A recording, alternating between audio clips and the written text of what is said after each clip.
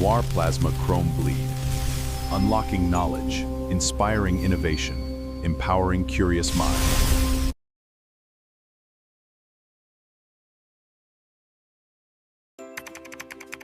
This website makes learning so easy. I found all my resources here.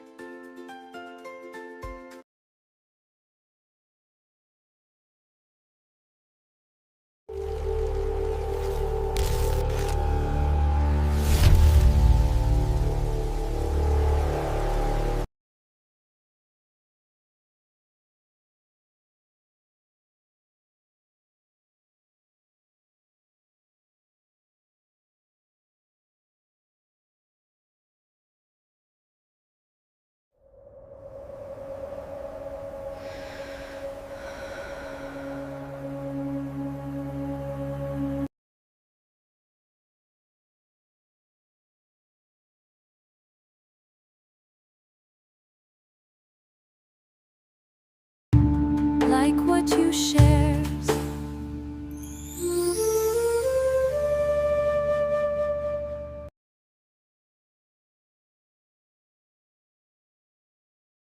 All right, let's jump right into this explainer. Today, we're taking commercial rose farming and totally demystifying it, taking it from a simple backyard hobby and turning it into a highly scientific agribusiness. What we're actually looking at today is a masterclass in controlled environment agriculture, agronomy, and post-harvest physiology. If you've ever wondered how a fragile little flower becomes a massive global commodity, well, you're definitely in the right place. And to really understand why this matters, just look at this number. We're talking about high-density Dutch rose production. When it's cultivated under protected polyhouse structures, it can generate anywhere from 15 to 30 lakh rupees in gross annual revenue per acre. But reaching those kinds of commercial heights isn't just about planting a seed and crossing your fingers. It takes a highly precise, capital-intensive agronomic framework. So here is our roadmap. We are going to methodically build this operation step by step. We'll hit varieties and genetics, perfecting the microclimate, soil prep, advanced cultivation, post-harvest science, and wrap it all up with strategic farm setup.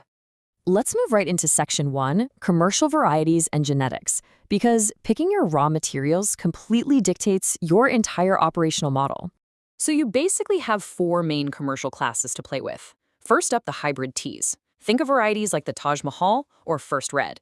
These give you those massive single buds on huge 60 to 90 centimeter stems, and they absolutely dominate the premium polyhouses for export. Then you've got your floribundas, which pump out multi-flowered clusters, and aromatic species like the damask rose. Those are much hardier, so they're grown out in the open field for the loose flower market, and of course, high-grade essential oils. But here is the real secret sauce of modern hybrid cultivation. Those delicate scions, especially the hybrid teas, have surprisingly weak, disease-prone root systems, so they literally have to be grafted onto one of these vigorous, wild rootstocks just to survive. If you're in the subtropical plains with alkaline soil, you're going to use Rosa indica variety odorata.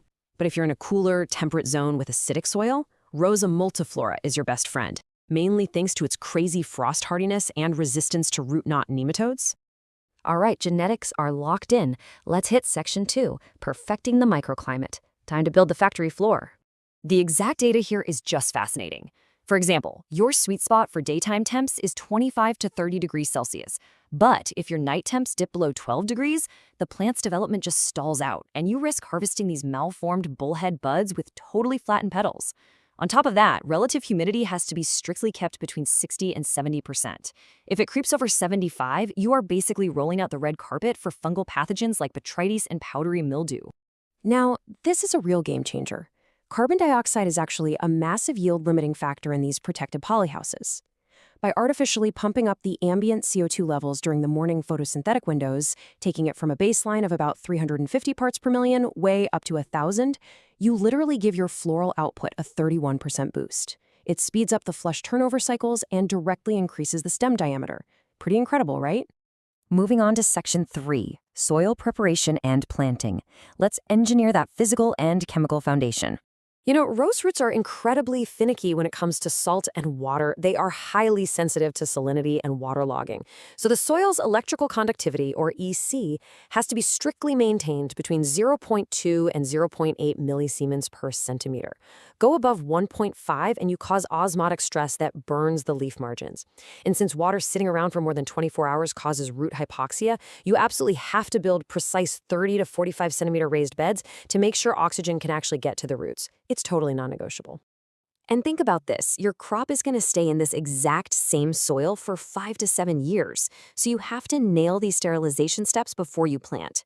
You apply a 10% formalin solution, seal it tight under polyethylene sheets for a week, and the trapped gases chemically wipe out all the fungal pathogens, bacteria, and parasitic nematodes. After that, you have to aerate the soil for over a week so the leftover fumes don't accidentally kill your brand new plants. Okay, if you remember only one planting rule from this explainer, make it this one. The graft union must stay exactly 5 to 8 centimeters above the soil line.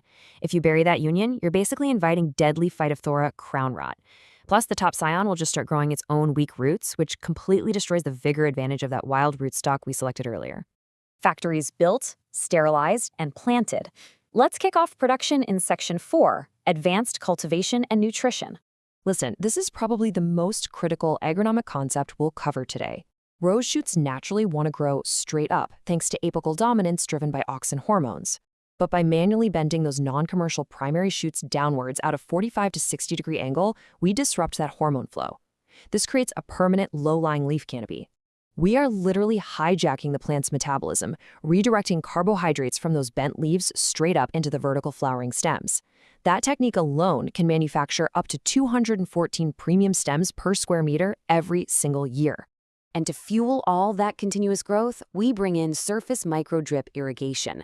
We are delivering exact, highly soluble doses of nitrogen, phosphorus, potassium, calcium, and magnesium right to the root zone, 3 or 6 times a week.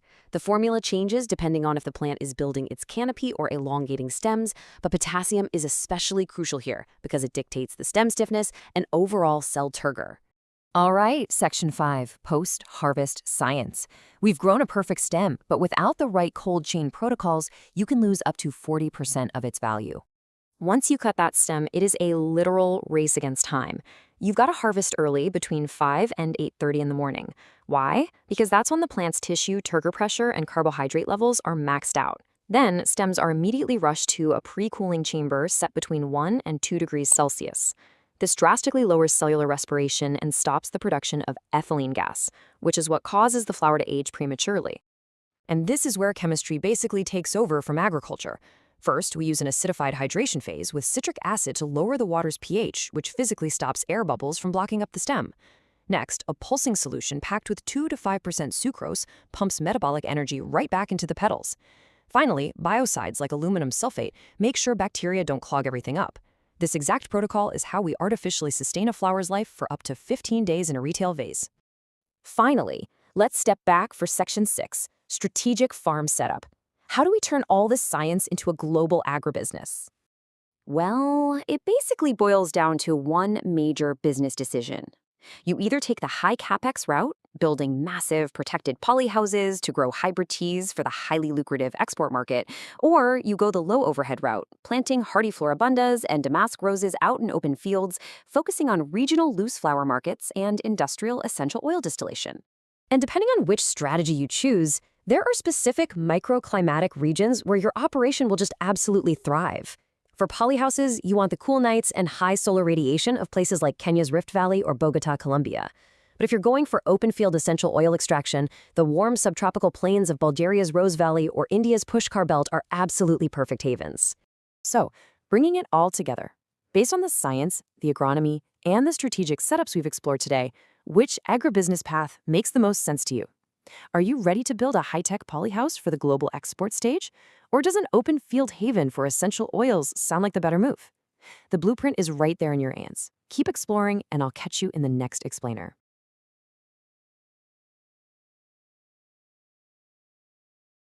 Like what you share.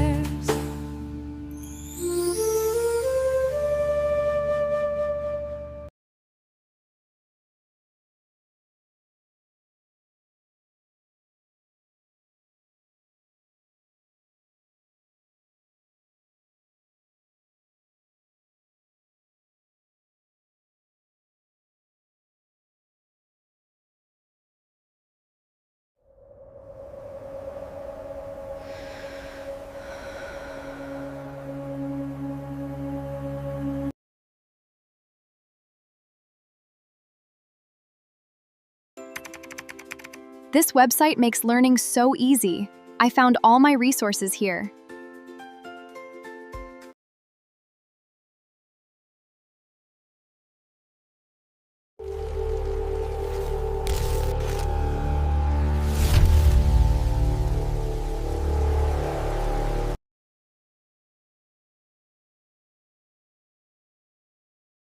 Noir Plasma Chrome Bleed. Unlocking knowledge, inspiring innovation, empowering curious mind.